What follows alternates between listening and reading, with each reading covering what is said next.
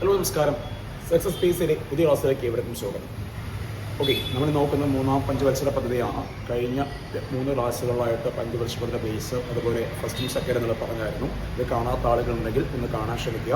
അതിനടുത്ത് നമ്മൾ നോക്കുന്നത് മൂന്നാം പഞ്ചവത്സര പദ്ധതിയാണ്. ഓക്കെ, പ്രധാനമായിട്ടും ഏറ്റവും ഇമ്പോർട്ടൻ്റ് ആയി കഴിഞ്ഞാൽ എല്ലാം ഉൾപ്പെടുത്തുന്നതും ഫുള്ളായിട്ട് കാണാൻ ശ്രമിക്കുക.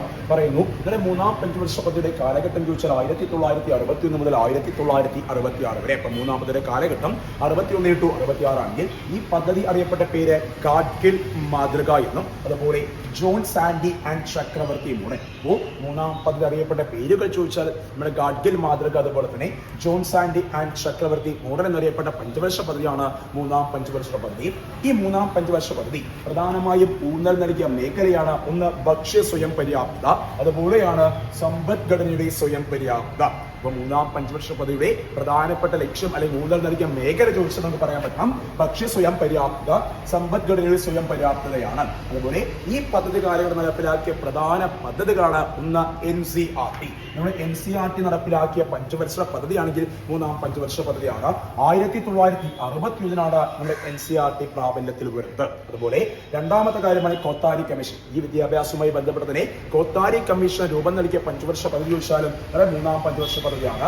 രൂപം നൽകിയ വർഷമാണ് 1964 ജൂലൈ 14. അപ്പൊ കോത്താരി കമ്മീഷന് രൂപം നൽകിയ പഞ്ചവർഷ പദ്ധതിയാണെങ്കിൽ മൂന്നാം പഞ്ചവർഷ പദ്ധതി രൂപം നൽകിയ വർഷം 1964 ജൂലൈ 14 പ്രധാനമായും മൂന്നാമത് നടപ്പിലാക്കിയ ഒരു പ്രധാന പദ്ധതിയാണ് നാഷണൽ ഡയറി ഡെവലപ്മെന്റ് ബോർഡ്. അതായത് നമ്മുടെ മൂന്നാം പഞ്ചവർഷ പദ്ധതി കാലത്താണ് നമ്മുടെ ഇന്ത്യയിൽ നാഷണൽ ഡയറി ഡെവലപ്മെന്റ് ബോർഡ് രൂപം നൽകുന്നത്.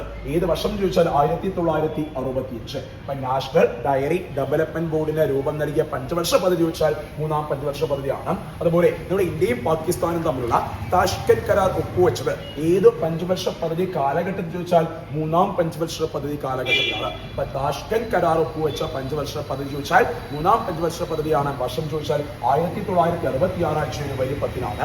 അതുപോലെ തന്നെ ഇന്ത്യയിൽ ആദ്യമായി ഒരു ദേശീയ അടിയന്തരാവസ്ഥ പ്രഖ്യാപിച്ചത് ഏത് പഞ്ചവർഷ പദ്ധതി കാലഘട്ടത്തിൽ ചോദിച്ചാൽ നമ്മുടെ മൂന്നാം പഞ്ചവർഷ പദ്ധതി കാലഘട്ടത്തിലാണ്. പ്രധാനമായും 5 കാര്യങ്ങളാണ്. നമുക്ക് NCERTക്ക് രൂപം നൽകിയ പഞ്ചവർഷ പദ്ധതി ചോദിച്ചാലും, കൊത്താരി കമ്മീഷൻ രൂപം നൽകിയ പഞ്ചവർഷ പദ്ധതി ചോദിച്ചാലും, അതുപോലെ നാഷണൽ ഡയറി ഡെവലപ്മെന്റ് ബോർഡിന് രൂപം നൽകിയ പഞ്ചവർഷ പദ്ധതി ചോദിച്ചാലും, താഷ്കന്റ് കരാർ ഏത് പദ്ധതി കാലഘട്ടത്തിൽ ചോദിച്ചാലും, ആദ്യ ദേശീയ അടിയന്തരാവസ്ഥ ഏത് പദ്ധതി കാലത്താണ് ചോദിച്ചാൽ നമുക്കറിയാം മൂന്നാം പഞ്ചവർഷ പദ്ധതി കാലഘട്ടം നടപ്പിലാക്കുന്നതാണ്.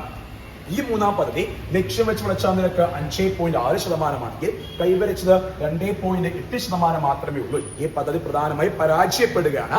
ഈ പരാജയത്തിന് കാരണമാണെങ്കിൽ 1962 ഇന്ത്യ ചൈന യുദ്ധവും അതുപോലെ 1965 ഇന്ത്യ പാക് യുദ്ധവുമാണ്. പ്രധാനമായും നമ്മുടെ മൂന്നാം പദ്ധതി ഒരു പരാജയത്തിലോട്ട് പോകുന്നു. ഈ പരാജയത്തിന് കാരണം ചോദിച്ചാൽ 1962 ഇന്ത്യ ചൈന യുദ്ധവും 1965 ഇന്ത്യ പാക് യുദ്ധവുമാണ്.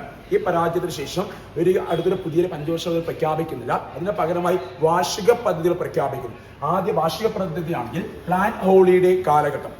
അതായത് നമ്മുടെ ഇന്ത്യയിൽ പ്ലാൻ ഹോളിഡേ കാലഘട്ടം ചോദിച്ചാൽ 1966-69. എന്താ വെച്ചാൽ നമ്മുടെ ഈ പ്രശ്നങ്ങൾ കൊണ്ട് പുതിയൊരു പഞ്ചവർഷ പദ്ധതി പ്രഖ്യാപിക്കാൻ കഴിയാത്തൊരു സാഹചര്യത്തിൽ നമ്മുടെ വാർഷിക ഇന്ദിരാഗാന്ധി പ്രഖ്യാപിച്ച വാർഷിക പദ്ധതികൾ അറിയപ്പെടുന്നതാണ് പ്ലാൻ ഹോളിഡേ.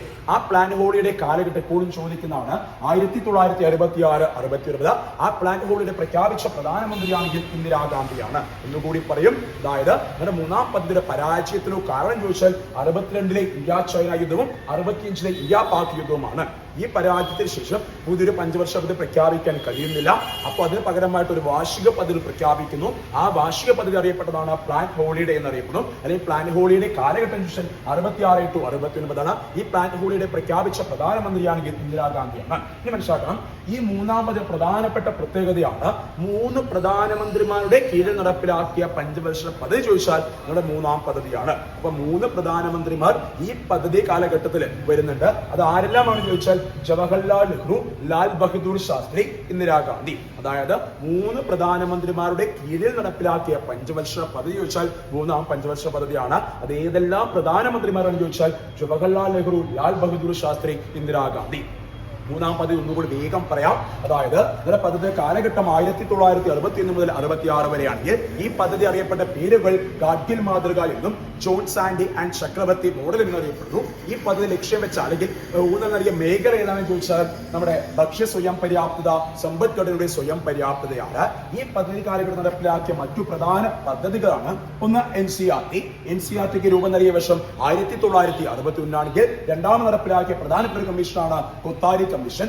നമ്മുടെ വിദ്യാഭ്യാസവുമായി ബന്ധപ്പെട്ട കൊത്താരി കമ്മീഷൻ 64 ജൂലൈ 14 രൂപം നൽകുന്നത്. അതുപോലെ നാഷണൽ ഡയറി ഡെവലപ്മെന്റ് ബോർഡിന് രൂപം നൽകിയ പഞ്ചവർഷ പദ്ധതി മൂന്നാം പദ്ധതിയാണ്. താഷ്കന്റ് കരാർ ഏത് പദ്ധതി കാലഘട്ടത്തിൽ ചോദിച്ചാൽ ഇവിടെ മൂന്നാം പഞ്ചവർഷ പദ്ധതി കാലഘട്ടത്തിലാണ്. നമ്മുടെ ഇന്ത്യയിൽ ആദ്യമായി ഒരു ദേശീയ അടിയന്തരാവസ്ഥ പ്രഖ്യാപിക്കുന്നതാണെങ്കിലും ഇവിടെ മൂന്നാം പഞ്ചവർഷ പദ്ധതി കാലഘട്ടത്തിലാണ്. ഈ മൂന്നാം പദ്ധതി ലക്ഷ്യം വെച്ചിരുന്ന വളർച്ചാ നിരക്കാണെങ്കിൽ 5.6% കൈവരിക്കുന്നത് 2.8% മാത്രമായിരുന്നു. ഈ പദ്ധതി ടോട്ടലി പരാജയമായിരുന്നു. ഈ പരാജയത്തിന് കാരണമാണെങ്കിൽ 1962 ഇന്ത്യ ചൈന യുദ്ധവും 1965 ഇന്ത്യ പാക് യുദ്ധവുമാണ്. ഈ പരാജയത്തെ തുടർന്ന് പ്രഖ്യാപിക്കപ്പെട്ട വാർഷിക പദ്ധതികളാണ് പ്ലാൻ ഹോളിഡേ എന്നറിയപ്പെടുന്നത്.